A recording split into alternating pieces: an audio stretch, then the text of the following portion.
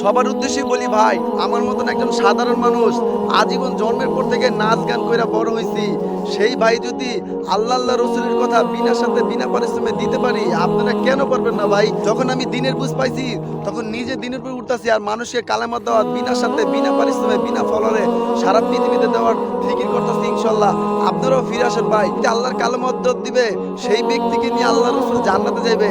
যে ব্যক্তি কালেমা দাওয়াত দিবে ওই ব্যক্তির জাহান্নামের আগুন হারাম হয়ে যাবে। যে এখনো সময় আছে ভাই, আল্লাহমুখী দাওয়াত দেন, দুনিয়ামুখী দাওয়াত দিয়েন না ভাই। আপনি নবী যখন দুনিয়াতে চিরবিদায় নিবে তখনও বলতেছিল ইয়া উম্মতি নামাজ নামাজ। আর আজকে এই উম্মত আল্লাহ নবীর দুই কথার ভিতরে আমরা আগুন লাগাই রাখছি। আজকে কোরআন থেকে দূরে সরে গেছি, আজকে আল্লাহ নবীর জিম্মাদারি থেকে দূরে সরে গেছি।